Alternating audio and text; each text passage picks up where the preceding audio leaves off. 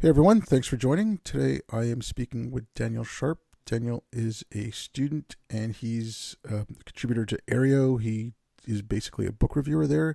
And I was going to be speaking to him about a article he just recently wrote about Hume. Specifically, it was changing of a name that had, of a building's name that was named after David Hume at the University of Edinburgh, but now it's being changed because it needs to be decolonized.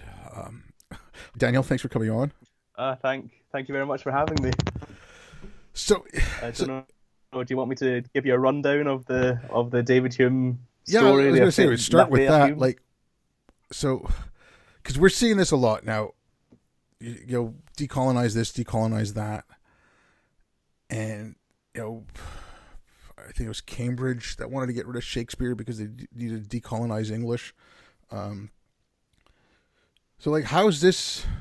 Okay, I understand post-colonial theory, and that makes sense for the UK. But how is critical race theory getting over to you guys? Like, I mean, that's a purely, it comes from American legal tradition, and you Yeah, guys are using it. Like, if you want to put it in that context. yeah. I think somebody said something to me quite recently, actually, that part of it is because American culture obviously has had a huge influence on the rest of the world, Mm-hmm.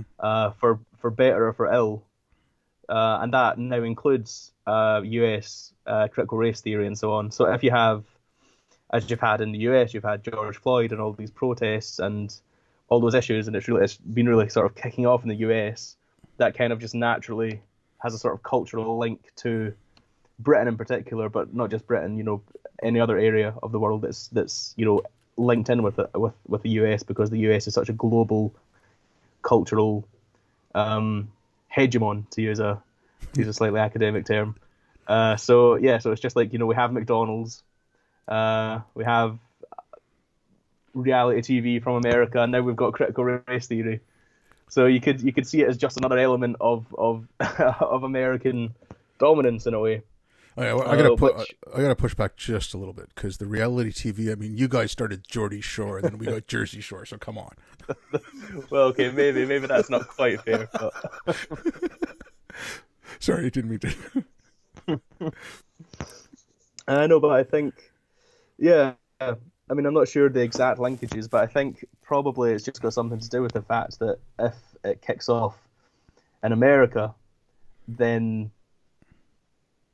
and because it's kicked off so I was going to say so bigly in America, Mm-hmm. we'll use that word, um, then there's kind of a knock-on effect, and people in the UK or anywhere else who might be sympathetic to those ideas have to immediately be seen to be doing something as well, because people in America are doing it. This is happening. There's this epidemic of racism and so on and so forth, and structural colonial racism within our institutions, etc., etc. And so you have to be seen, I suppose, to catch up with the Americans, because the Americans are really going for it now. So everyone else who is of that bent, of that sort of critical theory bent, has to be has to join in with it, and therefore find things even in countries where there might not be as much racism, or there might not be racism in the same way as it is in the US, with particularly with policing. I don't know if I'm making sense. No, I'm no, no. I mean, okay, rambling a bit. okay. It's the same thing up here. Like, we get the critical race theory, and it's the exact same language. Like, okay, Canada's structurally racist. It's institutionally racist. Now, again, I get the post-colonial theory a bit here. I mean, in the U.S. as well, but the way, like, our racism was more towards the indigenous peoples than it was towards you know black or South Asian or Asian. I mean, there was that as well, but it was mainly towards indigenous people. And I mean, something like the residential schools we had. I think the last residential school closed in the '90s, so that's fairly recent. And the residential Mm. schools were horrible. I mean, they took, especially in the '50s and the '60s, they took uh, kids out of reservations or Inuit from the north. They brought them to mainly, you know, Catholic or Protestant, like church led schools. They weren't allowed to Mm. speak their language. They were beaten for speaking their language. They were, their culture was completely wiped out for them. and that's still being felt now. But like I said, the last one closed in '95, or I think it was '95. So there is a lot there. But right away, as soon as the George Floyd thing happened and this all, started up again in the States, it was, everything was anti-black. I mean, after the last election, so this was obviously before George Floyd or whatever, they renamed the Ministry of Multiculturalism to the Ministry of Diversity, Inclusion, and Youth. And one of their mandates is to set up an anti-racist secretariat in the government, specifically an anti-black, anti-racist secretariat. So yeah, I mean, it's, the culture with the U.S. It's not this Trudeau, but his father had said, especially about Canada, like being that close to the U.S. is like sleeping with an elephant. If it rolls over, you're gonna feel it, right? So yeah, we get it a lot. I mean, I'm quite willing. This is what I always say. I'm really willing to sort of say, like, my sort of sympathies are very much sort of on the left, quite strongly on the left in most ways. And I'm quite willing to say, they're. I mean, I'm not an expert on police violence in the US, but I think there probably are some big problems there that do need to be dealt with. And I don't like the legacy of the British Empire very much.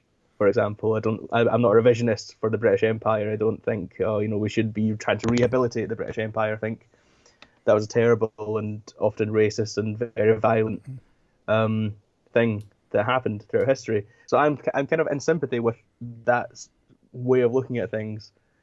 But where I kind of differ is in this whole again, it's the difference maybe between liberals and leftists is the whole critical racial social justice theory, which is completely unfounded, and it's a whole ideological structure in and of itself, which makes a lot of very big claims with very little to back them up, where everything must ultimately become seen through this lens. There's nothing that is not to do with race or sexuality or gender. Everything is some sort of element of the dominant cultural discourse which seeks to disenfranchise minorities, and I think that's a very different thing from being just left wing. I think you can be left wing without caring for that sort of thing. But I mean, the left wing thing too. It's left wing means something different in the States. It means something different in Canada. It means something different in the UK. It means something different in Europe. I think these terms.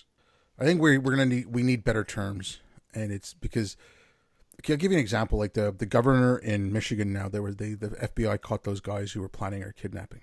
Right away, these are far right white supremacists. And they're Trump supporters. These guys are anarchists. Okay, one of them was going to BLM protests because he was anti-police. So it's like, okay, there's. And one of them said straight out, like, Trump is a tyrant. He's not your friend. Blah, blah, blah. Okay, that's 2 of the 6 right now. What else were there? So it's because it's someone I don't like, it's right, or because it's someone I don't like, it's left. Like these things, lose meaning. I mean, some of the harshest criticism I'm seeing of like critical theory or critical race theory, and like whatever, just a collective term. So we don't have anything better. Woke. Like some of the harsher criticisms I'm seeing are coming from like old school Marxists who are like, these people have nothing to do with us. Now, okay, I don't agree with Marxism, but at least the Marxists say that there is some sort of reality. It's like the same thing with the religious. Like, there's religious, because churches are coming under attack in the United States with this stuff. It's being, there's like a schism going on in the churches in the United States. Now, okay, I'm as devout an atheist as you can find, and I don't, but at least the religious say there's a reality. I might not, again, I don't agree with what their version of reality is, but at least they agree that there's a reality. These people just say there can be, no one can know any objective truth. And okay, so like, okay, with that, and I want to just get back to the Hume thing. No one can know any objective truth, but if we don't change the name from Hume, you're going to cause harm to students of color. Like, and they make these like grandiose claims about reality. Like it's crazy.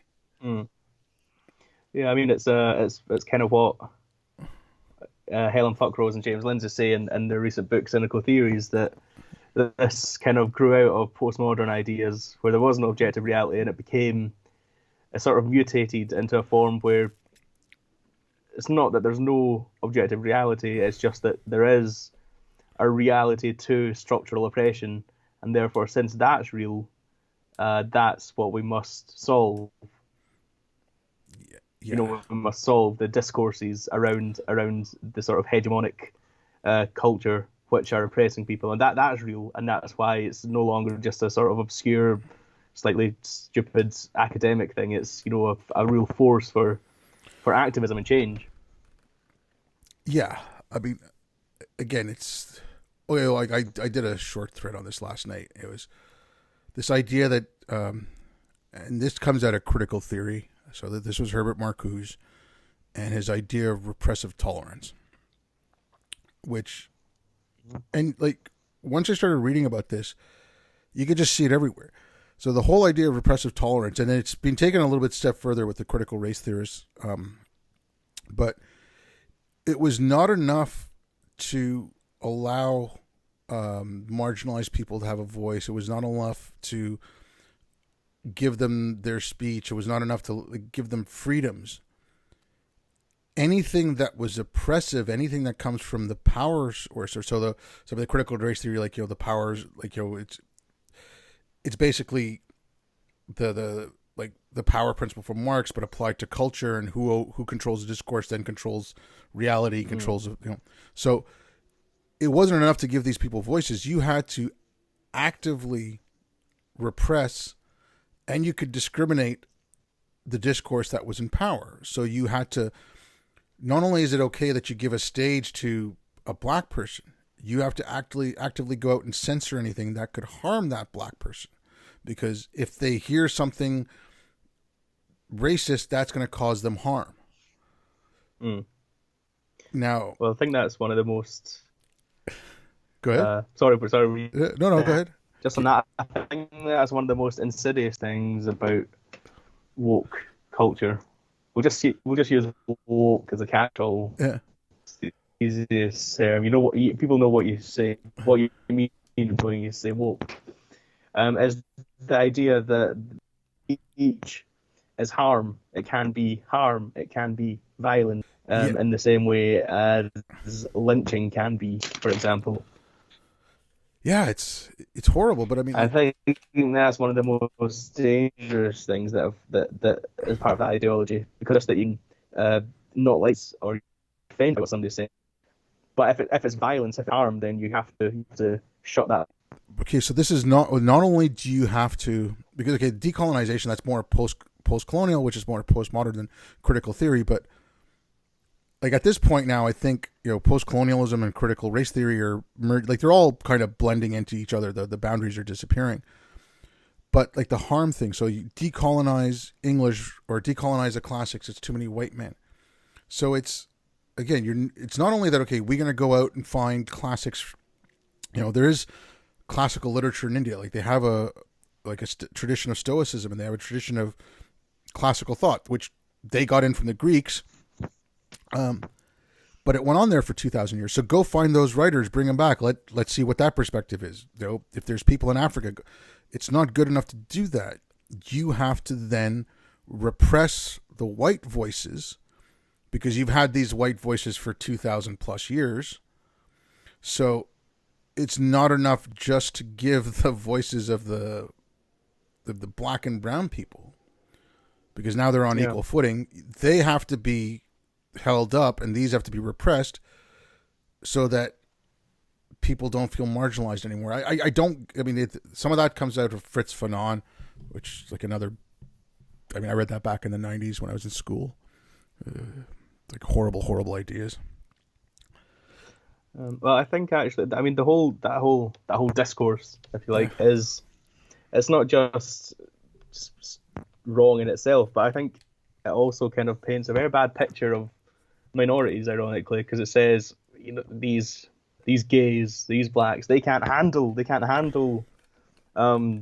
speech that might be offensive to something they might or might not believe. these people are going to, freak out. They're going to suffer. They're going to cry and shout and commit suicide or whatever. I think it's deeply insulting Oh no. to every single minority, and I think a lot of people in those minorities don't agree with it. I mean, I can say that because I'm not just a white straight male. I'm a white gay male, but I don't know if that's. I think Yeah. that's slightly old-fashioned now to be a white gay male. Yeah, you're losing your oppression points. I mean, so am I as a brown person, because there was a meeting in Toronto at the end of July that apparently there's brown complicity in white supremacy, so I have to check my brown privilege. So whatever. Of course there is. Yeah. There was a thing a few years back here actually. I think they might have reversed it. It was a couple of years ago. My memory's a bit hazy, but the National Union of Students wanted to, or some part of the National Union of Students here wanted to remove gay men from their list of oppressed people because gay men are apparently no longer oppressed, so they weren't allowed to be on the list of the victims any longer, which is just part and parcel of this ridiculous sort of intersectional framework of who is oppressed and how much are they oppressed and Oh, good lord. all that sort of thing. It just doesn't. It makes no sense.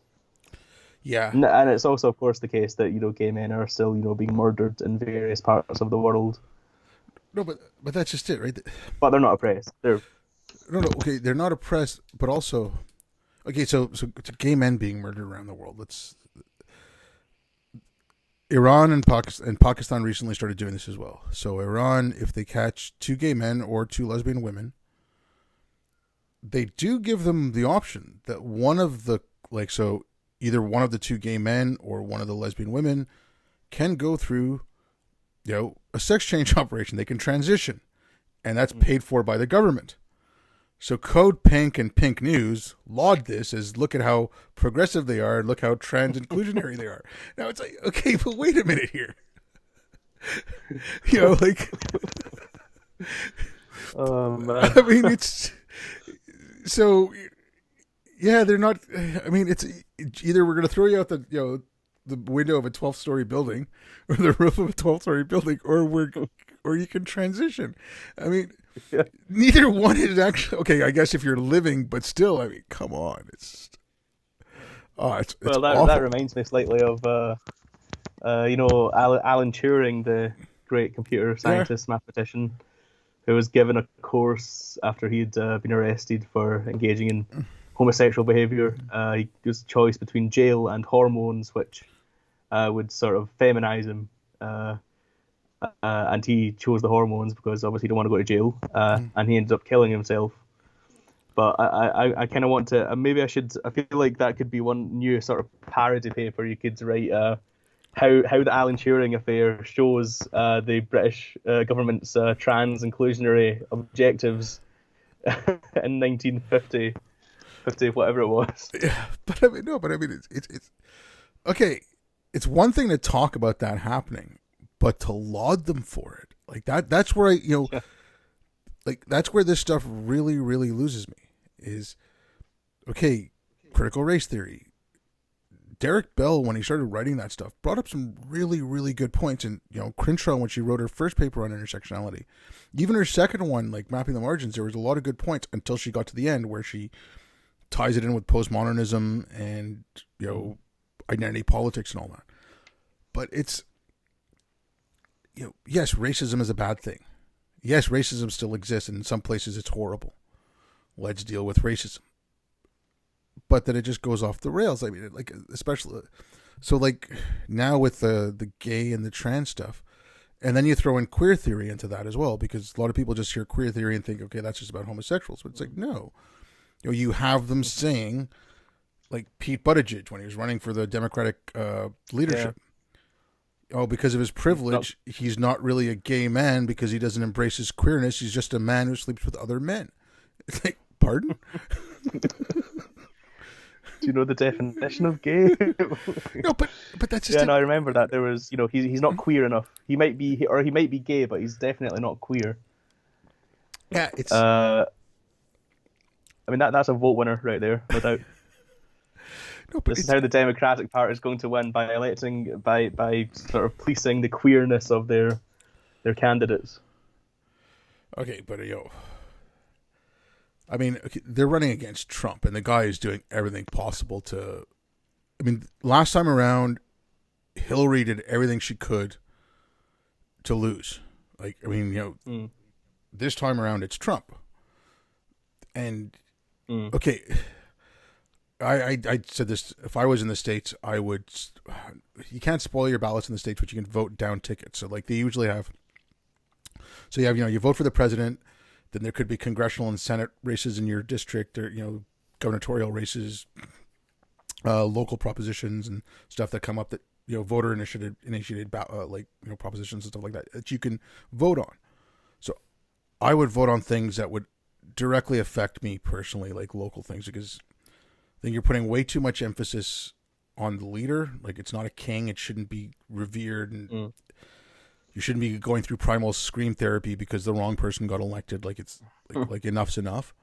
But I don't think either of those choices is good, and I don't think either party is giving you a clear choice of who to vote for. Like, I don't want critical race theory involved in government. I don't want any of this stuff involved in government. I don't want religion involved in government. I don't want this, so, like, let's get this all out of there. But the Democrats are sounding quite woke. And, well, whatever. Trump is Trump. I mean, I suppose my view on it is, I think actually Andrew Sullivan makes a really good point about how the Trump presidency has. It's not only that that element of the right has gone off the rails and is just completely bastardized itself into some sort of horrible mutation where it's just. Not, it's barely conservative. I know a lot of conservatives who are who despise Trump, but it's not just the right that has been sort of fucked up by Trump. It's also the left, the opposition, have been driven so crazy by Trump that they say the most ridiculous things. So the Trump presidency has kind of derailed any sort of normal discourse on both sides, and I think I would vote for Biden. I don't particularly care much for Biden, but I would vote for Biden because I think it's a good idea to try and get back to some sort of semblance of normality. I disagree with Sullivan, and I also disagree with, because Kathy Young wrote the same thing, and I totally disagree with that. And that's because I've been just looking at it, on the computer. I'm not like an academic or anything. I haven't done an academic look at it, but the left radicalized itself. To say that Trump radicalized the left or made it worse or whatever, I think that's ludicrous. The woke created Trump. Okay, people are talking about the riots and this and that, and like Trump's like, okay, some of his ads, this is Biden's America, and other people like, Trump, you're president, this is Trump's. No, this is the America woke created. This has been in schools. So critical theory and critical pedagogy. So the way teachers are trained in colleges of education, that's been since the 80s. So they've been slowly being taught to teach this. They've slowly been made to turn teachers into activists to then create more activists. Now, this is a small number. It's not like all of them, but that's the way they're going. This stuff, intersectionality, came into high schools in the U.S. and parts of Canada around 2010, like as part of the curriculum. By 2015, it was in middle schools. 2017, it started getting through K through 12 education, like so all the way through. And then for universities, it's been there since like the 90s.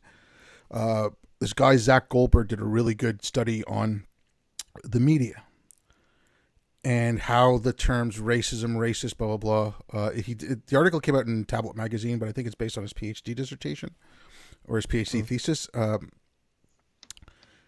And like how they started using those terms racist and racism and white supremacy and stuff. And they went from 2000, he went from 2000 to 2020. There was someone else who did something similar in 2019, but it was just like going through some media trackers and stuff like that. It wasn't, and it showed the same kind of things. And so it remained relatively flat till about 2008. And then it just is an exponential curve going up. By 2016, the amount of times those words were used or the amount of times articles based on that were written had tripled. Mm.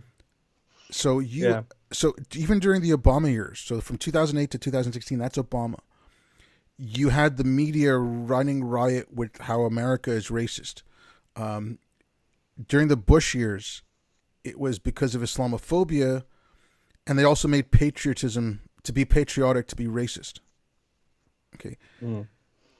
Now, during the Obama years, people who voted Obama, but they're losing their jobs, or they're and this is not Obama's fault. Like, I'm not like, thanks Obama, just, he was in power, but these people voted for him. He's a black man. They're continuously being told they're racist. They see that in the press. They see that in the media. There's more, like around 2010, more and more you can start hearing things like privilege and all this crap. So, someone who works in a coal mine is being told by journalists to learn to fucking code, and they're laughing at him, and his town's going under, and he's being told he's privileged and his kids are privileged, and they're the cause of all oppression. And people are sitting around scratching their heads wondering why white supremacy is going up. Like, give me a fucking break. Like that take that Trump has radicalized these people, I think is one of the most ludicrous and retarded things I've heard in a long while. And it's the woke did this. I should say I would amend it slightly. I wouldn't say that. No, I'm not saying you, but I'm just and with all due respect to Kathy and Andrew Sullivan, I'm not, but that is, honestly, I think that is an incredibly retarded and incredibly myopic take. I mean, look where this stuff came from. But I do think you can say quite. I think you can make a very good case. I probably would make the case that certainly the Trump presidency has exacerbated those things in life. Even if the wokeness was one of the major causes of the Trump presidency, it's like a feedback loop. Yeah. Each side just ramps up the other side to become more extreme and to become more ridiculous. Well, okay, I get that, but I mean, you could argue who was first. Maybe this is a bit too watery. I'm being too centrist here, maybe. No, but but I don't want to take anything away from Trump. The worst in each other. Sorry, I don't want to take away what Trump. I get it. I get Trump is an asshole, and he's stirring the pot, and he's getting these people pissed off. But these people, in and of themselves, and when I say these people, oh my god, as soon as he got elected, you had the primal scream happening. The guy didn't do a goddamn thing, and again, everything's being written about if Trump does it, it's bad. And I'm sorry, okay, take COVID. Trump did a horrible job. There's no defensive in here. But close the border with China. Oh my God, you're a racist. Everything was done specifically to show that Trump is a bad man. It wasn't so much when he bombed Syria at the very start of his this term, that I actually thought was a good thing. But again, okay, not that bombing is a good thing or whatever, but that response was a proportional response of what had happened. But no one wants to give him that, right? Everything he does is awful. And so, like the Women's March, okay? As soon as he got elected, they announced this thing. And then it got taken over by Linda Sarsour and all her ilk. And okay, if you're a Republican woman, you can't march. If you're a white woman, go in the back. You're doing this and that. Okay. By the time Trump got elected, they were in. I mean, they'd taken over the academy. Media was pretty much lost. They were in education. They were in the civil service. I mean, 2017, the Congress voted on a diversity council. Yes, they might have said, okay, well, Trump's in power. There's white supremacy. They had something to point to. But I get where, the feedback loop and all that. But again, you have to take a look at the left radicalizing itself and completely, Yeah. Sorry, I didn't mean to go on a rant like that, but they're like, no, don't worry. I like a good rant. But I also compare it to Islam, and I'll bring it back to the Bush years. In the press, okay, the first few months, like the first 6 months after 9/11, okay, patriotic USA, rah, rah, rah. That was okay. And I have no problem with that.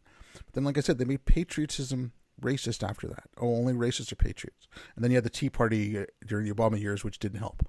But you also had anyone who attacked Islam was all of a sudden right wing.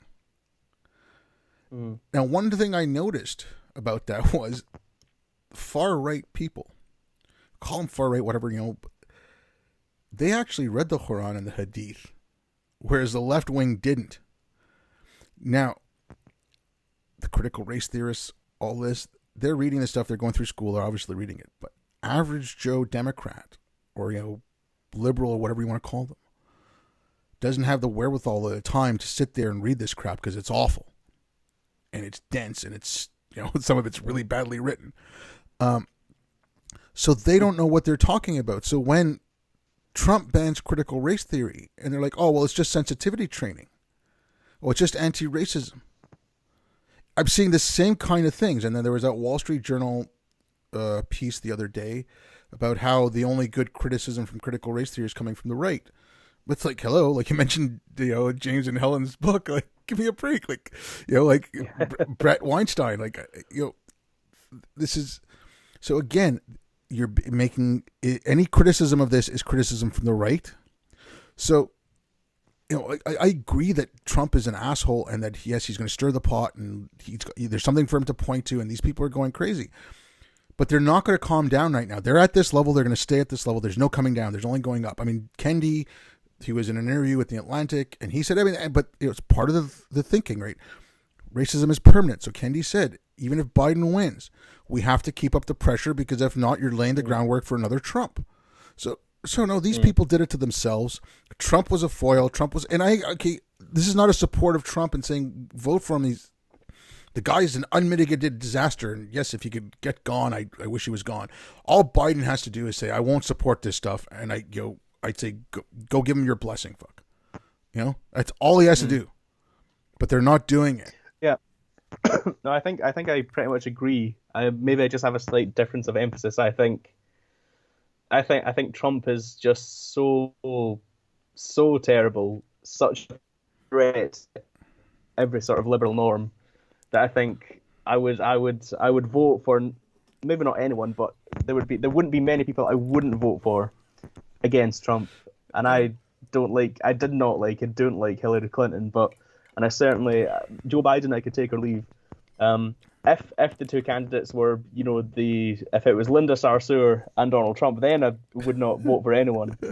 And hopefully that never happens, because that would be a really bad day for America. We think we've had some bad days now. That would be a bad day. But I would vote for many people aside from Trump, because I think Biden is slightly old-fashioned. He has some influence from some of the squad and the far left, but he also has a lot of moderates who he would put into power as well, who would surround himself with in the cabinet. I think it's just the safest choice, and I would prefer him over a continually deteriorating Donald Trump. Okay, but again, like, this is, it's not. I'll send you a link to his new economic package. It is an equity economic package. It's based on intersectionality and critical race theory into economics. So that's his package right there. That's on his campaign page. That's on his webpage. That's not. So that scares me. So you're talking about moderates. Elizabeth Warren. I don't know, maybe 3 or 4 weeks ago, she's talking about how we need more anti-racism. Racism is a public health crisis. Kamala Harris is embracing intersectionality. So, like, forget the squad. So his VP, Warren, who was running, was respected in the party, right? She was running for leadership, and his own economic plan. So again, this is, I think, like I said this in the last Canadian election as well, because we had shithead Trudeau and a bunch of other retards. And I just said, we don't have a choice. We go, the best thing you can do is spoil your ballot. And at least on our ballots, we can spoil them, and the spoiled ballots get counted. And I said, just write something like, give me a better choice. And You get 10% of the population doing that. These elections are so close now that if you can win over that 10%, you'll win, right?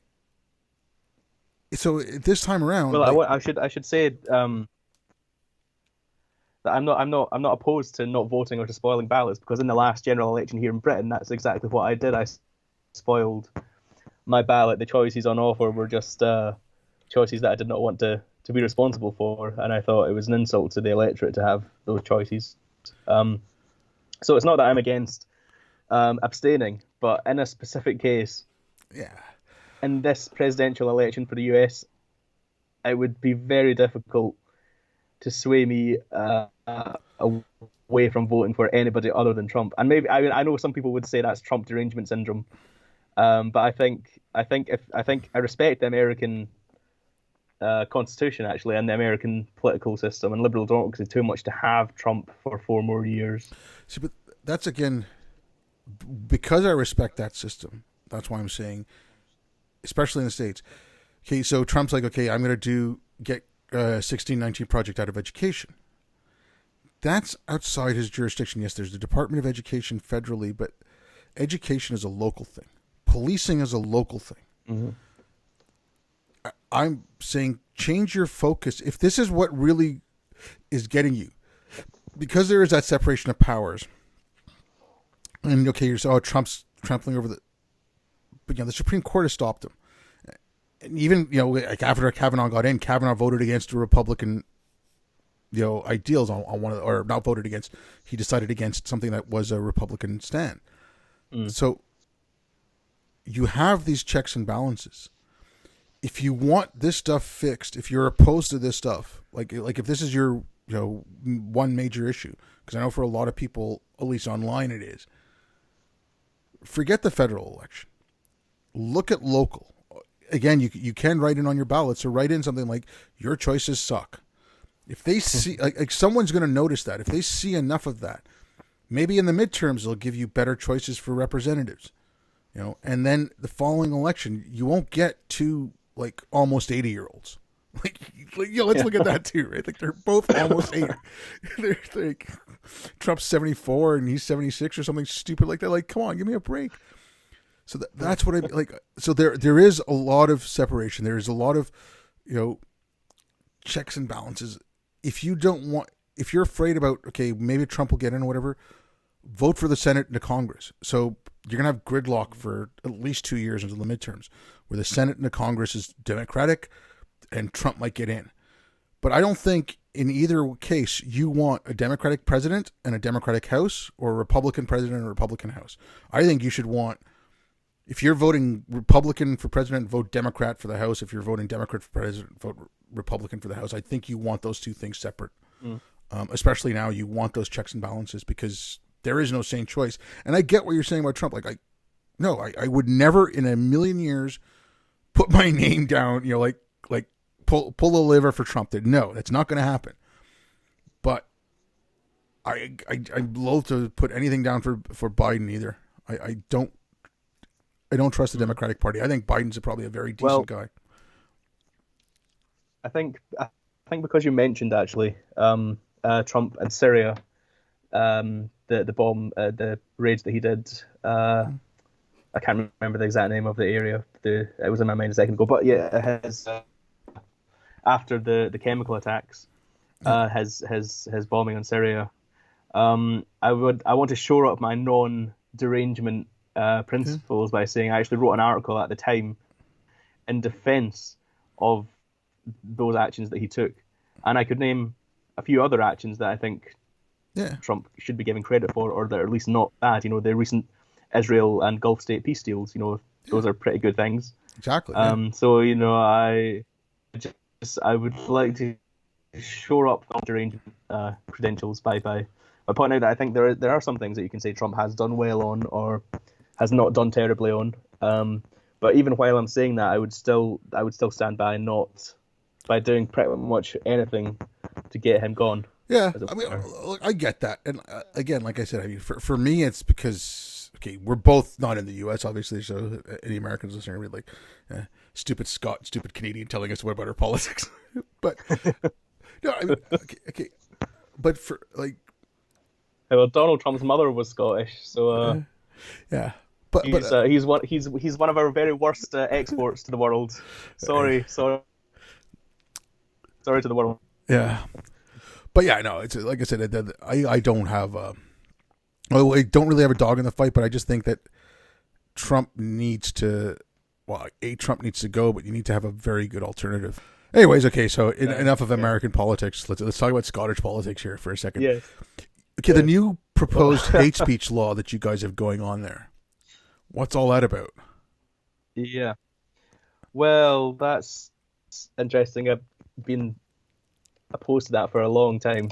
I wrote to the Justice Committee on this, and well, the sort of story is that this hate speech law it does one very good thing. It abolishes the old blasphemy law, so that's good. But then it also brings in new regulations on speech, which includes something that if something is intended or likely to stir up hatred, then it can be illegal. It can be prosecuted. And I mean personally, I think most hate speech laws are probably not worth having in the first place. But this particular law, with its very sort of vague and nebulous wording, could allow for any number of abuses. Something that is likely to stir up hatred. Yeah. Who decides that, and how do you decide that? And that could mean if you comment on trans activism or religion or any number of issues, then it doesn't matter whether you intended to stir up hatred. It matters that it might stir up hatred or offence. Yeah, I mean, okay, you share a picture of a Harry Potter book, That's a dangerous all of a sudden, road to go down. Yeah, sorry. Like I said, you share a picture of Harry Potter book, and you're being a transphobe because J.K. Rowling's a transphobe. So, well, that's offended me because I'm trans and you're transphobic. And I mean, again, that comes back to the idea of repressive harm or repressive tolerance. Sorry, like this might potentially cause someone some offense and then thereby some harm. Mm. So you can't speak it. Like, okay, but. Didn't Mill and Milton and aren't these people all Scottish? Like, did this come up from there? Like, didn't the arguments for free speech come from? Well, I think I would have to look at. I think Mill's father was Scottish, James Mill. Milton was English though. Okay, I think, yes. But I mean, there have been plenty of important liberal and free speech advocates from our fair nation. So you're quite correct. It's quite disappointing to see this happening, in Scotland of all places. One of the homes of the Enlightenment. This law in Scotland has been quite interesting, and I don't actually think it will go through because it's going through a long process in Parliament, and it's stirred up such a huge and broad opposition to it. You've got the National Secular Society, Humanist Society of Scotland, allied with Christian groups in the Catholic Church. There pretty much every group who would normally be opposed have sort of come together to express their opposition to this bill. And the government has taken has kind of taken this on board, and it seems that there will be a much longer fight on whether this will go through or not. And so I think the amount of opposition that it's stirred up, I think, is quite a good sign, quite good news. And I think with any luck, it probably won't happen, but it'll be a good few months at the very least before we hear anything more on it as it goes through Parliament. Yeah, well, that's good. I mean, like, again, I still don't like. To me, that's just so antithetical. Like, we're gonna shut down this speech because it's harmful to someone. Again, that like a lot of people focus on you're shutting down that guy's right to speak, which I think is very important. Like, but no one focuses on the fact that, well, that's kind of infantilizing. Like you were mentioning, the poor brown people and black people or gay people can't hear these things, right? Mm.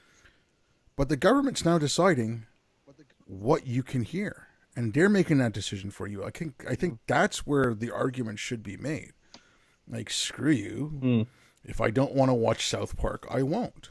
You know, like no, but I mean that's treat the adults like the adults in the room. Obviously, you know, you got kids. You don't want your kids to watch porn. That's you know, which I don't think kids should be. But you know, but that's on you, right? You don't want your kids to watch South Park. That's your decision as a parent until they're old enough and they can make those decisions. But Yeah. as far as adults go, like again, I see this more and more in politics where we're pushing. You know, the people who want this, they want the control. I don't know, like they weren't hugged enough as a child or something, so they want mommy and daddy to take care of them. I have no idea. Well, yeah, I mean that's exactly the danger. Actually, you've probably seen the video, which is a very good video of Christopher Hitchens' speech in a debate about free speech, his defense of free speech. Yeah. It's about 20 minutes long. It's a great video, and one of the points he mentions is that is there anybody you would choose to give that power over you to? You know, you want to give somebody the power to decide what you can say and hear and read. There's nobody, unless you're a slave, unless you're a mental slave. There's nobody you would give that power to, and you shouldn't give that power to. But yet people now, some people now are quite willing to give that power up to governments or organizations. And not only is that just a mark of intellectual deficiency in itself and infantilism, it's also very dangerous for those people, because once you give that power up, it's very hard to get it back. So the day when a right-wing government comes into power and they have this power to curb speech, then maybe some of these people who want free speech to be curbed now will regret it when it comes to bite them in the arse. Basically, it comes back to hit them.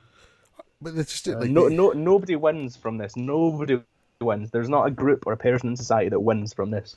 no, not at all. And I mean, okay, the Democrats, yeah, whatever. In this, you know, so the left in the States was pushing for more and more speech laws, and they were still doing it when Trump gets in.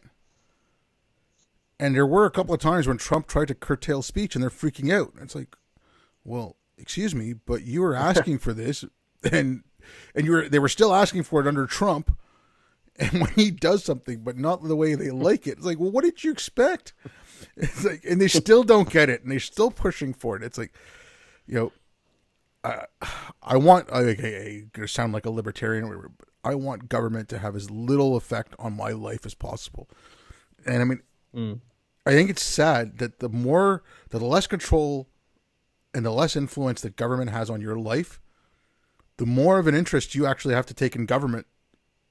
And which is like a weird contradiction. Like, I mean, you can't just say leave well enough alone, because if you don't pay attention, something's coming along. But if you really want them out of your life, you have to kind of pay attention to what the hell they're doing. Yeah, no, I mean, I think there are definitely. I would call myself a libertarian in some ways, but not fully, because I am, and maybe this is just part of being British, as compared to American, as you know, socialized healthcare essentially. I believe in free healthcare, access to healthcare for all. So I think you know, government expenditure and government influence is a good thing in many ways, but there are other elements such as speech and other civil liberties that, you know, the government should have no power over, or as little power as you can possibly get away with. Yeah. So I couldn't in good faith call myself a libertarian in the American sense, at least. Neither could I. But then Americans have their own definitions of pretty much everything, you know. Exactly. Okay, but look, I'm not a libertarian, you know, like I said, like that, but I do think government should have limited effect on your life. But okay, you know, I live in Canada. We have socialized healthcare. I brought this up a few times. Like in 2014, I had my kidney removed. Spent 3 days in the hospital. It cost me $30 a day. I'm not going to complain about that. Okay, I think socialized healthcare is a good thing. But we also have actually, I just wanted to ask out of curiosity. I'm not sure what the Canadian health system is like, actually. Well, okay, it's not run nationally. It's run. It was started as a national program, but the provinces have control over it. So each province is slightly different. Like in Quebec, the government covers a portion of my my medications. So I pay, I think I think if I go on the government scheme, I only pay about 50% of what the regular cost would be. Now, but we also have a privatized system where there is some regulation on how much the doctors in the private clinics can charge. But if I don't want to go through the public system, if I need to get an X-ray done or an MRI or something like that, I can go to a private clinic. I can pay a few $100s. I can get it done, or if I have private insurance, they can do it. So and that started, I don't know exactly when, but I guess within the last 15 years or so, they started putting in like the dual system. And it's not 100% private like in the States, but it is privatized. They have their own private clinics. It's like, okay, I can't go to a private hospital and get open heart surgery, let's just say, right? Like they don't have them like that. Like that still goes through a public hospital and stuff like that. But yeah, so I mean, but it's administered by a province. Like in British Columbia, based on your previous year's earnings, you pay a premium. It's not much, but then again, that goes towards your medications and stuff like that as well. In Quebec, it's just straight off your taxes. There's no other premium on top of that comes off. Ontario, it's straight off your taxes as well. So I'm sure it's like similar scheme to what you guys have, but like yours is nationally, right? Ours is, province to province. So it's. Yeah. But yeah, no, I mean, like I said, I'm not. Yeah, sorry, I know. No, it's fine. But like I said, I'm not a libertarian in the sense of Ron Paul or anything like that. We need government structure. Like you need police, you need the military, you need all these things. But when it comes to things like speech, or even like here they call it the sin tax. So every year, like their price of cigarettes, cigarettes, alcohol, and gas goes up. So they call it that's the sin tax. And it's like, okay, I don't want government regulating my behavior. I don't want government regulating, like I said, my speech or things that are in my personal life. I don't want government in my bedroom. I don't want government, like any of that stuff. Get it out. But yeah, socialized healthcare, that makes sense. Public schools. Do you want to argue that public schools are a threat or whatever? Because I know a lot of libertarians don't want that out. But if someone wants to homeschool, they have the right. They should have the right to do that. Like so, there's things like that. Like in that sense, I'm more libertarian leaning, but I'm not. No way would I go down that road. Yeah. Well, I mean, since you bring up cigarettes and alcohol, that's one of my big bugbears of modern politics. I think it's pretty much everywhere, but especially in Britain, the sort of prices of cigarettes have just skyrocketed in the past decade or so, and it's become so expensive because they keep putting taxes on them. And one of my hopes for the Boris Johnson government here, Conservative government, was that he has a bit of a record for some sort of more libertarian ideas. And I was thinking, well, maybe finally we might stop these taxes on cigarettes, but it's not happened. Cigarettes have increased in price again. So that was a bit of a disappointment to me.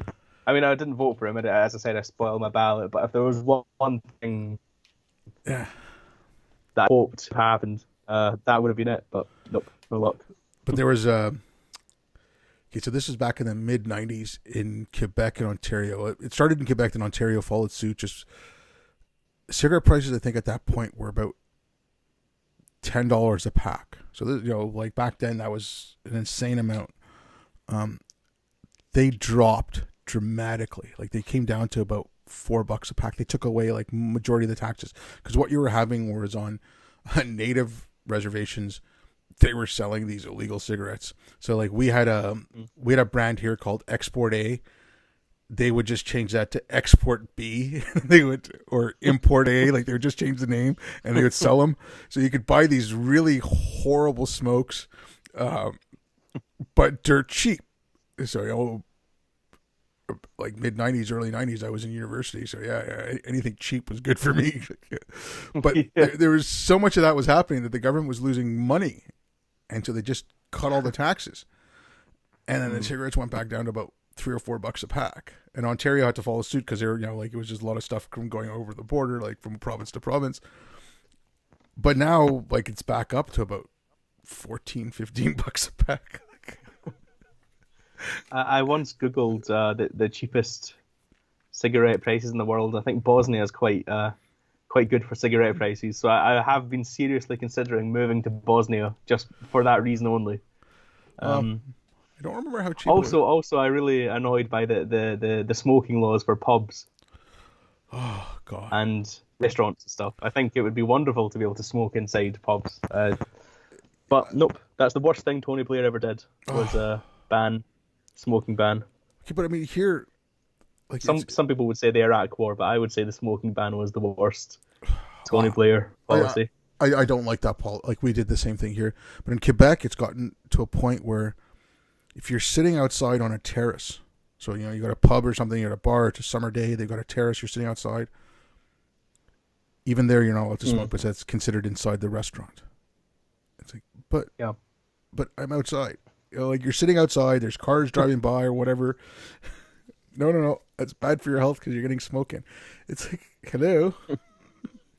Yeah, that's some of the things. Yeah, the way the government works, it's ridiculous. I was I was going to say actually this was slightly meant to be about David Hume Tower. Yeah, And well, I don't think we've spoken. not at all. We went completely off the rails, but very that's much fine. about that. But if you want to get, yeah, look, I mean, I'm fine. I'm happy to sit here and talk. If you want to talk about, like, yeah, let's talk about that because that is where this came from. Yeah. Well, no, yeah. I've got nothing to do. All the pubs and restaurants are closed in Edinburgh now, so you know, there's nothing for it. So yeah, David Hume Tower. Shall I shall Yeah, just let's get into that. I want to give you a brief rundown of events. Well, I think it was back in July, maybe June, that a student at my university called Elizabeth Lund started a petition to rename David Hume Tower because he had made in the 18th century some very racist comments in one of his essays. So therefore, David Hume Tower it's a building on the university campus here, was therefore harmful now to black students. So she started that petition. It got a bit of traction. There was a debate hosted by the Blackhead movement, which is a movement that seeks racial justice at the University of Edinburgh. So they hosted a debate where I spoke against the motion of renaming the tower.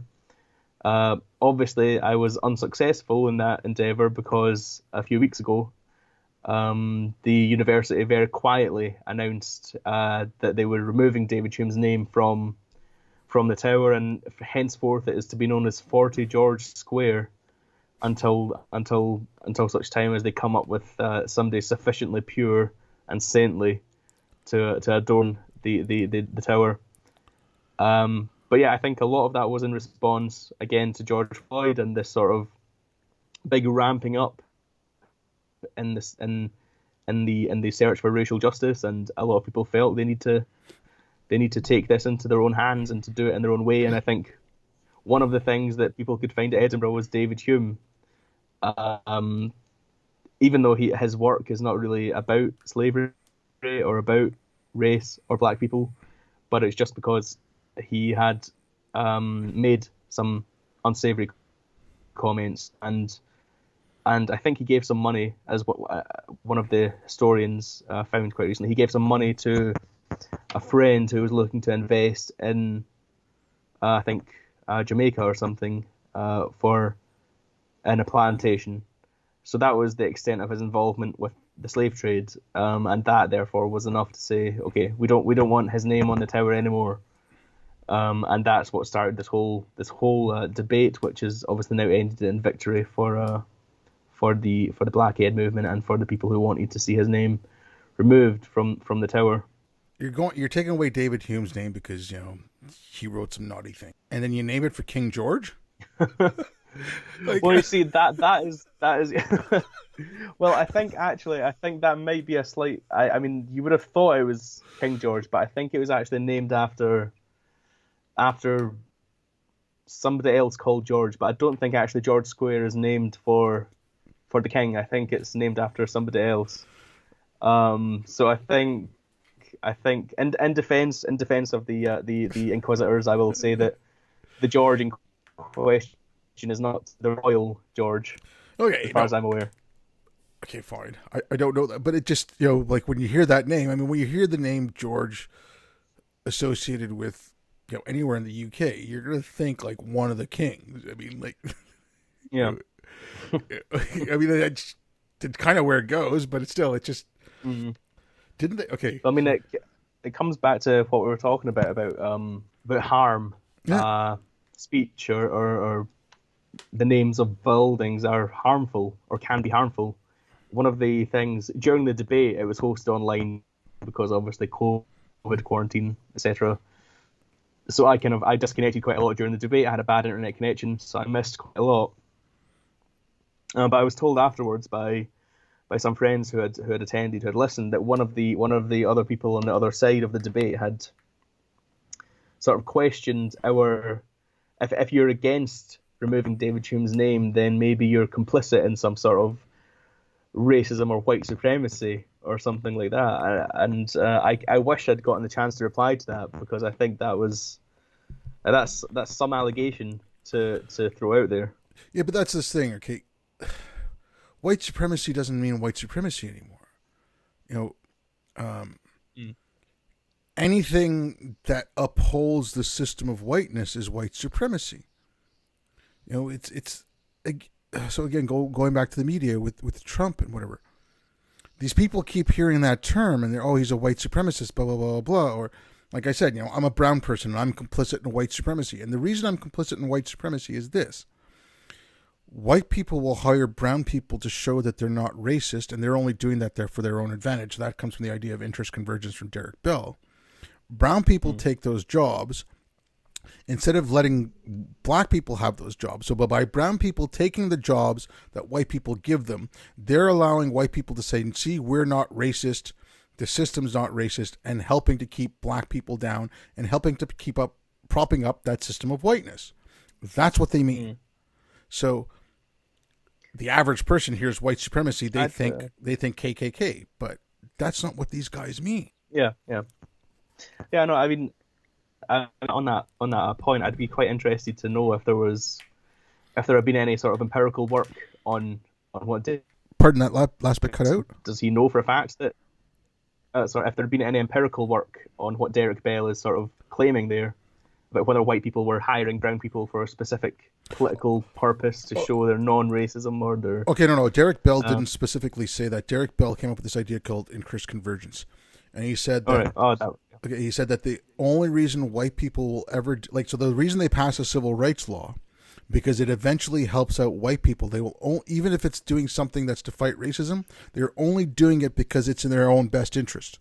They're not doing it out of altruism, right? Okay, I think passing the Civil Rights Act in the States, yes, that benefited white people as well as black people. Why? Because it benefited society as a whole. So if you want to look at it that way, Yeah. yes, but it's everything is an ulterior motive. Everything is to hold up the system. So they've taken that idea from Derek Bell and the idea of interest convergence and gone to a further extreme. Again, I equate this to like things in Islam. Like I because I do think this is very religious like and stuff. So I do have I come bringing it back to Islam. Like Derek Bell in I think it's Faces at the Bottom of the Well. He wrote that the poorest even for the poorest white people, so like a homeless white person, a junkie homeless person, will still be able to look down at the black faces at the bottom of the well because he knows he's superior to them. Okay, so people are like, oh well, he's just talking about socially. It's not like that. This homeless person is actually more privileged in the fact that they've got money, blah blah. No, they just that how they're more socially acceptable. I'm like, no. Like these ideas have consequences. Like I said, I bring this back to Islam. Like in the Quran, it never says anything about the niqab or the hijab. It's women have to dress modestly. There's also a call for men to dress modestly, but whatever, men have to avert their gaze, blah blah blah blah. The idea of the niqab and the hijab came out of the Hadith. Now, ideas matter. The Quran says women have to be modest. There was a hadith about how someone came to visit the Prophet and I think it was Umar who was there, put a curtain between this person and the Prophet's and Muhammad's wives, so that you can't see the Prophet's wives, and then a couple other things with the hijab and the niqab came from things like that. So Bell comes up with this idea of interest convergence. People start writing it and expanding on it, and Bell never said that brown people getting hired, but they just take that idea and it goes. So, these ideas have consequences. So that's why, like apologists for Islam or apologists for this stuff now, when I see them saying, "Oh well, he was only meaning," like it's like, look, I've heard this bullshit. I hear it, when I speak to Muslims. I hear it when I speak to Christians. It's the same garbage, and I get real. It's like I have no more time for these people. I have no more time for apologists of any type. And so, when I see this stuff, I'm like, maybe I've read far too much. I spent 18 months reading almost nothing but critical race theory and intersectionality, and I read a lot. Maybe I read too much. That must have been a fun 18 months. Oh, I was awful, man. It was just awful. I just wanted to know what the hell I was talking about. So yeah, that's what I mean. Like, so what I said, like, okay, brown people are complicit. Bell never said that, but yeah, I mean, okay. But those are the sort of general ideas that come from those writings. Yeah. I don't know. You've probably seen it, but again, I have stopped using Twitter quite a lot recently. I only occasionally go onto Twitter and post things, but so I don't know if you've seen it. Otherwise, you might have mentioned it on Twitter. But the Sarah Haider, Ayaan Hirsi Ali later conversation. Yeah, I've seen that. They're discussing the sort of woke ideology and its relations perhaps to Islam or Islamism. Because I think Hirsi Ali says that one of this is probably where it all, well, not where it started, but certainly where for a lot of people, including me, it came into the sort of wider public consciousness, was this idea of liberals excusing Islam or jihad or Islamism. That was kind of the first inkling, I think, that some of us had about this sort of thing, and it's tied up with post-colonialism and Edward Said and Orientalism, and has become even more in the past decade tied up with critical social justice theory. But that was interesting to see that as the kind of the first sort of, maybe the first major sort of public indication of this trend. Oh, okay. I was overseas when a lot of that was going on, so I started working overseas in 2002. I came back to Canada in 2014, so I was in war zones and stuff. And social media wasn't a thing, so I didn't really see much of it. I saw a little bit here and there. It was only after I got back that I really started noticing it. It's like, I'm like, what do you mean I can't say that? What do you mean you're putting down the hijab? You're a white supremacist. I'm like, I'm brown. So that's when I started. That's what got me interested in listening. I'm like, I left, and people were like, okay, you can say that. I don't agree with you. I come back. We've got secular blasphemy laws. Like, what the hell happened? And yeah, there's this thing where you can't criticize Islam. I mean, I read this paper. I think the paper, like, I didn't read it when it came out. I read it like after 2014. I think the paper came out in 2000 or 2006. One of those two dates stick in my head. It's called A Virtuous Cut. It's a defense of female genital mutilation, because to get rid of female genital mutilation is to put white, cis, heteronormative, colonial values onto African cultures. Well, of course. But and I mean, this whole idea of colonialism stuff, I don't know if you read that recent op-ed in the New York Times. And it goes back to, so it was what some protesters were saying, not protesters, people in the West, in the UK and the US, were saying about the protests in Hong Kong. Because the Hong Kong protesters were holding up the Union Jack and this, the American flag, the Stars and Stripes, and they're saying to give these people democracy would be a worse form of oppression than letting the CCP take over for them, because democracy is another form of colonialism. And that was just in the New York Times this past week. An op-ed written like that. Okay? Now, what you're saying about Islam, it's very true. It's like, how dare we put our Western values on these people? It's like, Well, no. So that's why they won't speak out about the hijab. Except, oh, you have to give women the right to choose. It's like, yeah, okay, no, that's what we're talking about. We're talking about the women's right to choose whether to wear it or not. No, but you can't put Western values on them. It's like, because they don't believe in a universal set of values. It's every person's way of knowing, every lived experience gives them their personal values. It's like bullshit. Taking knives to the genitals of young girls is wrong. Can we just agree on that? I mean, there aren't many things I think that most people would agree on. But if there was one thing that everybody could agree on, or that should agree on, it's that using a knife on a child for no discernible reason medically is wrong. That is something that every single person with the merest inkling of a moral conscience should be able to agree on. Yeah. Yeah. We don't. Let's be fair. A lot of them are white and Western middle class. Whilst a lot of activists against genital mutilation are people who have either suffered it or who come from cultures where that is common. But of course, that's another thing. You could turn it around on the woke and say, actually wokeism or wokery or woke ideology is itself a form of white Western imperialism, and therefore, you should be against genital mutilation because that's not white Western imperialism. Yeah, but I mean, they'll turn around and say that, and I mean, I've heard these arguments that they've internalized the racism, they've internalized the colonialism. That it's.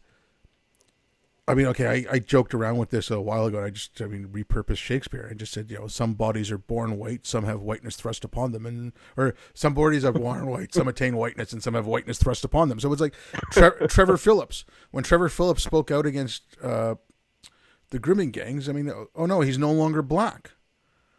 Or, okay, Priti Patel, say whatever you want to say of her. But that cartoon in The Guardian with the bull ring in her nose. Yeah. I mean, like, that's, or when she talked about facing racism. And they're like, people were like, oh, well, why are you bringing that into, it's like, okay, you know what? She might be an odious person. I don't know. I really don't know much about her. But is that the way you want to talk? Like, again, going back to Islam, the attacks I saw on ex-Muslims and Muslim reformists, I mean, Majid Nawaz was called a porch monkey and an Uncle Tom and all kinds of things. Sarah Hayter was all called native informant. Yeah, all this shit. Now I see like black conservatives or even black liberals who are speaking out against this stuff, and it's like Uncle Tom, coon, whatever. Just the most horrible. It's the same kind of insults. Because they're going against this, because no, you're not the right kind of black person. Like, if you don't vote for Joe Biden, you ain't black. Like, I think more should be made of that. Like there's this idea of being politically black. It's awful. I mean, I suppose in that sense, you could have a wealthy white person who's suffered nothing in their lives. They've had complete privilege for their whole lives, but because of their political opinions, they are more ideologically compatible with blackness than maybe a black conservative. Or maybe you get because it comes down to what is the ideology of the person. Because black in this terminology is not the color of one's skin necessarily. It's what ideology do you conform to, and if you don't conform to that ideology, you're not black. Yeah, I mean, and that's Crenshaw again. She said, it's white privilege. Then you're an ally of. Yeah, sorry, no, but like I said, it's Crenshaw, right? It's you want to be a person who is black. No, okay. You are a black person who is a writer, as opposed to a writer who happens to be black, or you're a black person who's a politician, as opposed to a politician who happens to be black, right? Your identity has to be forefront. And again, one of the stupid things is this is all socially constructed, but it's socially constructed by whites. So now, okay, but if that identity was socially constructed by whites, why the hell do you want to take it on if you're fighting that then? But they're like, oh no, we're going to take on that identity and we're going to use it. It's like, the whole thing falls apart. Like there is no logical consistency in it. Mm. Do you have an opinion then on why all of this has become so influential in society? Why has it been taken on by so many people? Okay, again, I think if you go back to education, okay, well, there's a couple of things. Okay, so grab your tinfoil hat because I'm going to go a little crazy here. But they talked about the long march through the institutions, right? So this is the long march through the institutions going on. Like I said, in the 80s, it started coming into colleges of education.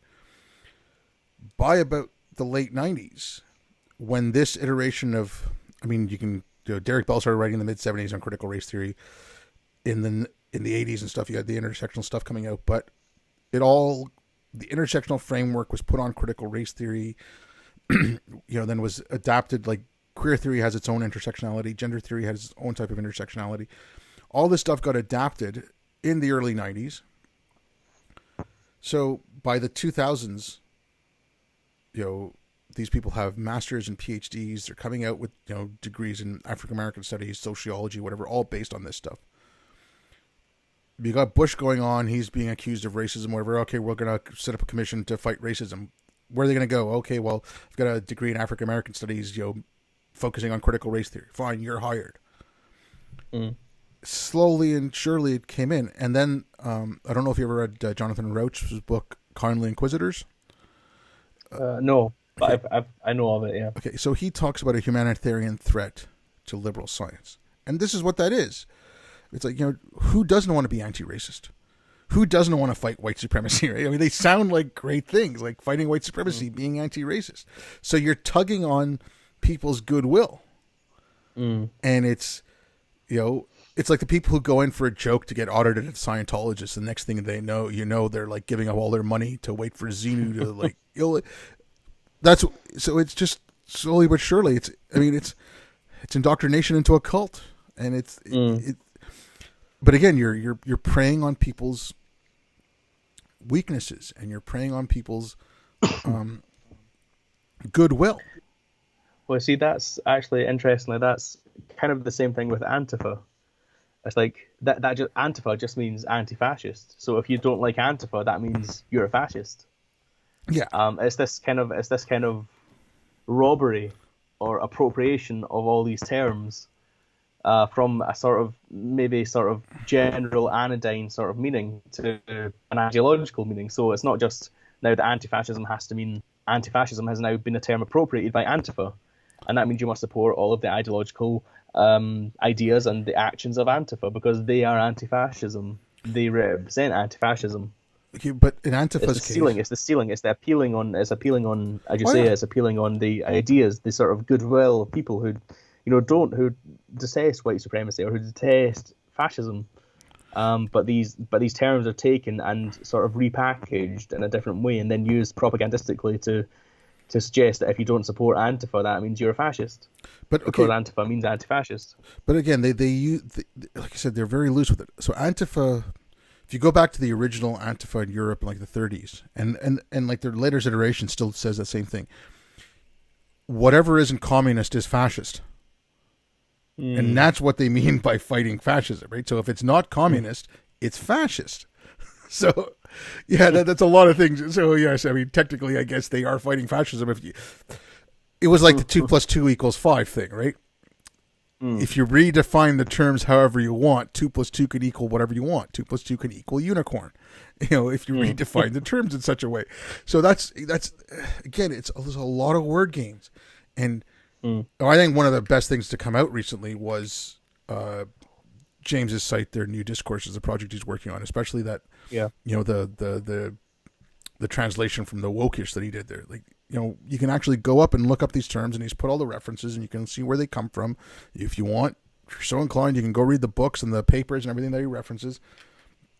But we kind of need a dictionary because, most normal, rational people are opposed to fascism. But when you say property is whiteness and property is violence, and it doesn't matter if you burn down a building because that's not really violence. I mean, it's causing some problems there. Well, I mean, I think it probably has some different ideological roots, but I mean, there's a kind of comparison here that you can make with back in the sort of early 2000s. You can make the comparison with sort of the Noam Chomsky wing of the left, which saw a sort of moral equivalence between the US and Al Qaeda, because the terms on which Chomsky et al. The terms on which they used were such to say that actually, all of this, this is all pretty bad. All imperialism. This is all fascism almost. So it's this sort of collapsing of all terms and all meanings into this vortex where you have no meaning, and everything is the same, and everything is as bad as everything else. There is no distinction between, for example, an incredibly flawed and often exploitative liberal democracy like the United States and the actions of Al Qaeda. These are all in some sense equivalent, and I think that's a very immature way, and it's a symptom of the degeneration of our discourse, because it's the loss of meaning. Yeah, I think, and I don't know. I think that's a slightly different ideological phenomenon than what you're talking about. But I think there's some parallels there. Family resemblance there. Yeah. Oh yeah, I don't know. There's definitely. Again, you want to talk about the imperialism of the United States. I'm not. I don't like the term of imperialism from the United States. It's not like the British Empire or Russia had colonialism. France had colonialism. It's not that. But like you were talking about, everyone has McDonald's. Okay, so I remember in '92 I did a student exchange to Brazil, and we were walking around looking. There was a few of us who went down. We were walking around looking for something to eat one night, and then we were with a couple of Brazilian students from the university we were at. I said, "Oh, we'll go to Pizza Hut." And we're like, "Okay, we don't really want to eat Pizza Hut. We're in Brazil, but we were starved at this point." We're like, "Oh, okay, fine, we'll go." And we get there, and there's a line around the block at Pizza Hut, and it was one of the most expensive restaurants in town because it was an American place. And so, yeah, you get that, right? You get the American culture and going at. And if you want to talk about American imperialism, it's more so that. It's like, I go to India around an American Thanksgiving, and I saw, and this was in the early 2000s, I saw signs for Happy Thanksgiving in India. I'm like, Jesus Christ, that's an American Harvest Festival. What the hell does that have to do with India? So it's things like that. It's spreading American culture and stuff, but I don't like the wars for oil. You mentioned Trump attacking Syria and whatever. Let's stop some of that kind of stuff. Like American foreign policy, especially in the Middle East, has been a disaster. But let's not get too ahead of ourselves at comparing. Again, it'd be worse if Hong Kong got democracy, because that's another form of colonialism, than it would be if the CCP oppressed them. I don't know how you can rationally say that. No, I mean, it's a slightly different topic, and we could get into that perhaps another time, because it's a big enough topic in itself. The American foreign policy in the Middle East, which has been pretty disastrous in some ways, but I would defend it in various other ways. Yeah. Particularly the removal of Saddam Hussein, I think, was quite important. Actually, I think. The recent in 2020 this year, there has been this whole ridiculous peace deal with the Taliban, which I think is actually, I think that's perhaps one of the most stupid foreign policy mistakes that any country has ever made, and I think it will be regretted in the future. But that's a very different topic. We can. That's a whole other podcast, American foreign policy, but. But yeah, no, I think coming back to Hong Kong and imperialism, and it's that people seem to think that because there are people fighting in Hong Kong for democracy, that they are therefore somehow stooges of Western, either British or American policy, whereas the CCP is because it's non-Western and because it's at least nominally communist. it is therefore a force for good, and these are good guys fighting the good fight. And people, there's too many people who still think that. It disgusts me, actually, the amount Oh, of yeah. people who think that. But let's brush underneath the rug that communism also is a Western philosophy. But Yeah, well, exactly, yeah. you know, I mean, it's like the mayor in Portland. She's running for mayor, I should say, and she's got a lead on the mayor who's there right now. The guy who's allowed the protests for the riots for 130 days now, 140 days. But the one who's running against him is winning. She's openly supporting Antifa too. There's a picture of her wearing a pleated skirt with pictures of Mao, Stalin, Che Guevara. Like, okay, if she was wearing like Hitler and Goebbels and she would be lambasted. But it's Mao and it's Stalin and it's like, Jesus Yeah. Christ, woman. Well, she's going for mayor, you said? She's going for the mayor of Portland. She's leading by Jeez. double digits. She's openly supportive of Antifa, even more so than the mayor right now. I mean, it's crazy. Jeez. Well, amazing. I mean, I always wanted to. One of my big aims in life is to move to America, or to visit America at least. But I'd like to live in America for a little while at least as well. But that's kind of been put on the back burner now because, well, Well, yeah. I mean, it's not really an appropriate time, I think, to move to the States at the moment. Yeah, it just I do slightly worry for the USA. Yeah. I mean, what I worry about is this. Okay, like I look at certain things in the Middle East. There's, okay, the deals with Israel, but also the call for secularism that's going on in the Middle East right now, that's coming from the populace, is huge. And then there's also like that organization that a friend of mine, Faisal, or two friends, Faisal Al-Mutar and Melissa Chen, started, Ideas Beyond Borders. When Faisal put out a call for, he told me this, and I'm probably going to get this number wrong, but he put out a call for translators in the region to translate English into Arabic.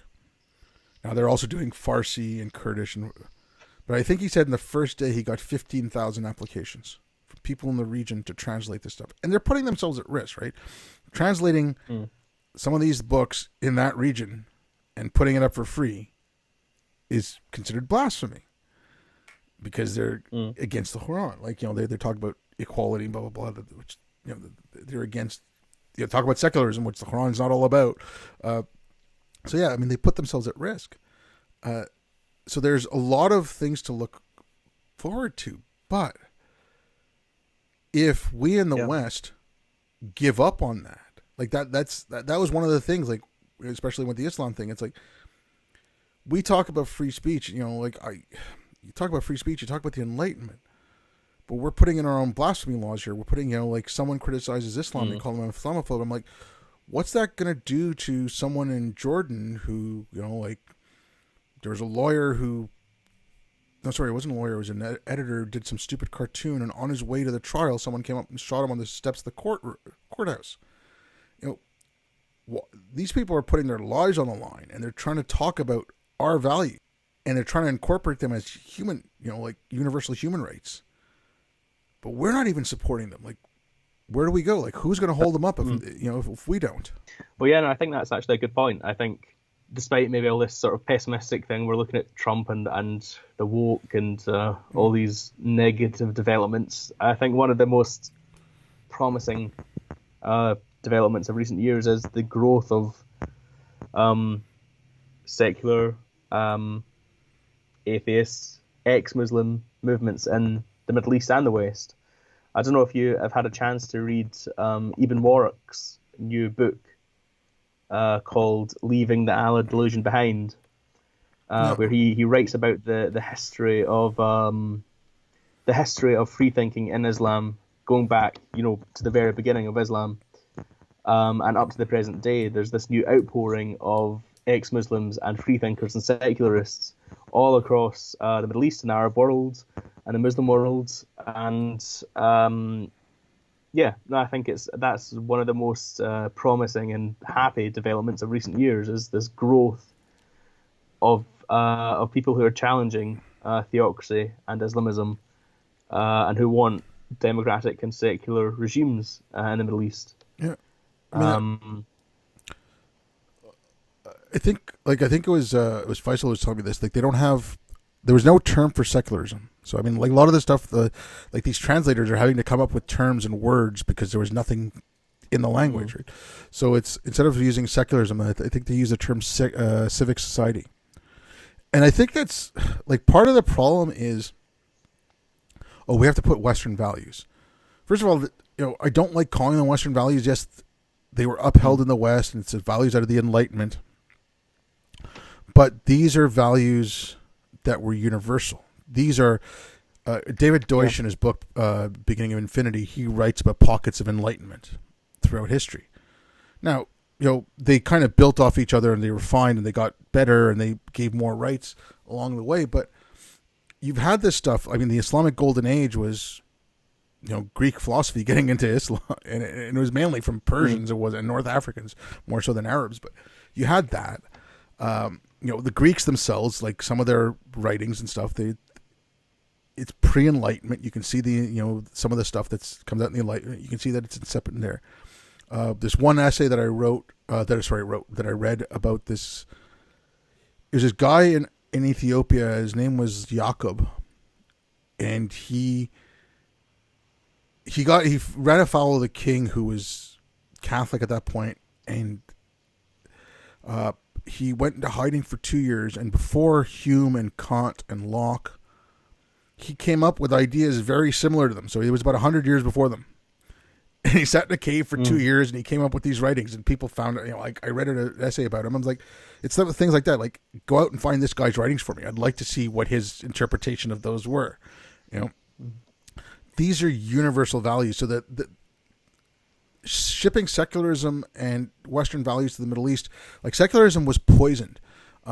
When they heard the term secularism, they think of the Shah, they think of Gaddafis, they think of those kind of things. They think of the Assads, because these were secular dictators that were kind of put in by the British and the French and the U.S. Right. So they think of that as Western, and they don't. So it's being poisoned. So I think selling it as Western values, which I don't think you should. These are universal values. These are universal rights. You can talk about how some of the thinkers from the Middle East, especially the Golden Age of Islam, how they influenced thinkers in Europe. And part of that led to the Enlightenment. I mean, you can tie it all back to them. You can show them a pride in their own thought. I'd recommend the book that I just mentioned, Ibn Warraq's book, which has a section which details the sort of connections between the ancient world and the Islamic world and the modern world. And in particular, he talks about Averroes, or Ibn Rushd, the great medieval Muslim writer, philosopher, and thinker, who was almost influenced, as many people were at that point, by ancient Greek philosophy, which had been incorporated within the Muslim Islamic Golden Age, and Ibn Rushd's idea of, I think, the sort of separation between philosophy and theology, and he said these operate in different spheres of inquiry. And this idea, which in one way is kind of allows theology to exist alongside philosophy, but taken to a more radical endpoint, it means that philosophy ultimately pushes theology out of the sphere of inquiry. Theology is refuted by and replaced by philosophy. This idea, and its more radical endpoint, was taken up, I think, by Spinoza, this sort of progenitor, I suppose, of the modern radical Enlightenment. And he got it through, I won't detail because I can't remember exactly the exact chain of transmission that led from Rushd or Averroes to Spinoza. But yeah, Ibn Rushd's ideas come, through several different books and writers and thinkers, eventually make their way to Spinoza. They influence Spinoza, which influences the course of the Enlightenment. So there's this wonderful sort of multicultural, let's say, potion. Let's say this mixture of yeah. Well, you've got this sort of wonderful sort of multicultural concoction because you've got the ancient Greek philosophy influencing the Islamic Golden Age. You've got thinkers like Averroes, and his ideas come to influence the Enlightenment, which arises out of Christian Europe, and in particular, his ideas influence Spinoza, who's the great Jewish heretic. So you've got this ultimate expression, if you like, of multiculturalism, which culminates in this wonderful Enlightenment philosophy, and so that goes back to the point that this isn't just about Western values or Eastern values or Islamic values. These things have for millennia they have mixed together to produce new syntheses of ideas and philosophies. These things are universal. They are not like confined by geographical or ethnic or religious regions. No, but okay, like just the one thing on Averroes, because I have read some of the Golden Age thinkers, and he was one of them. What you're talking about, I think that came from his book, The Incoherencies of the Incoherencies, and that was like a refutation of Al-Ghazali's book, The Incoherencies of the Philosophers. So that's where Al-Ghazali wrote that. A lot of people say Al-Ghazali said, get away from mathematics and science and all that. No, what he said was, there is enough math and science. We have enough. We don't need anything new. Any philosophy or anything that is thought about now has to be thought about to glorify the greatness of Islam and Allah. And it all should be for the praise and the glorification of Islam. Al-Ghazali was a Sufi, and that's one of the Sufi tenets.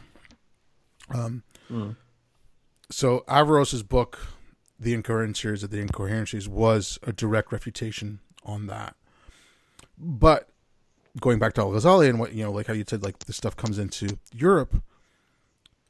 So when the Mongols came in and sacked Baghdad, and then that enterprise ended, educate like that knowledge, because there was Chinese philosophers, there was African philosophers, there were Indian philosophers, there were learners from all around the world that came in to study in Baghdad. That went back to its local locations, but I mean, Europe still had the spice trade and the silk trade, so they're still getting that information coming in. So that came in, but from the Middle East as well. Al-Ghazali came into Europe. Al-Ghazali was a fan of Augustine, and how Augustine kind of, I don't want to say codified, because you got the Council of Nicaea and all that, but Augustine did kind of like a codification of Christianity, and he wanted to put it all down into one thing. Ghazali liked that, so he was inspired by Augustine.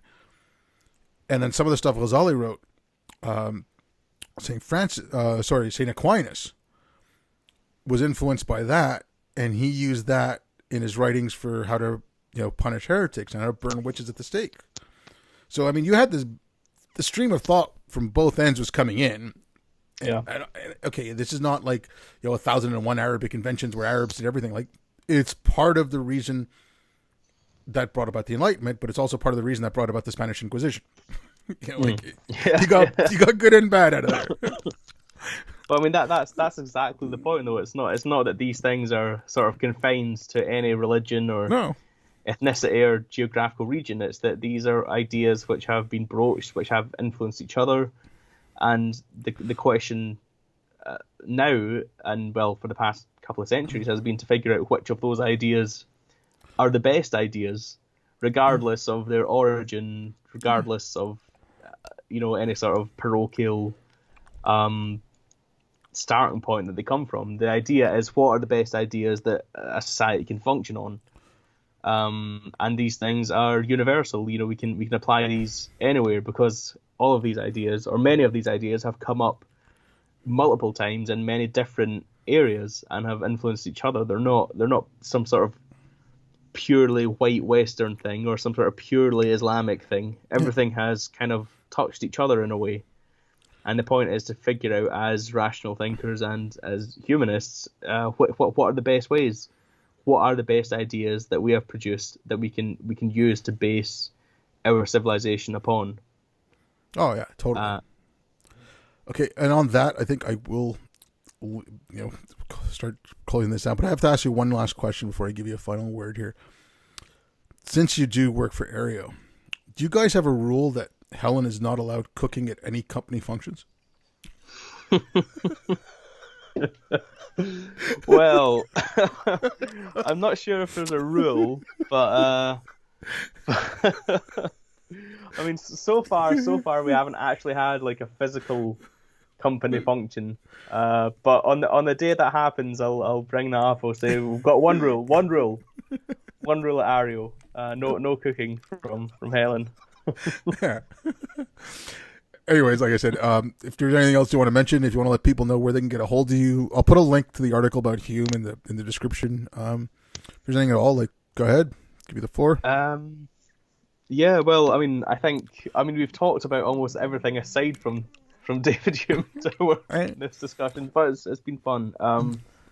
Yeah, no, I mean, if you've got a link to my article, then you'll have the link at the bottom of that, my Ario profile, which will have my Twitter and everything on that. So that will contain everything that may be of interest to anyone. Well, okay, on that note, thanks a lot for coming on. Thanks a lot for talking. It was a lot of fun. Yeah, no, it's been good. It's very enjoyable. All right, thanks everyone for listening. I'll be back.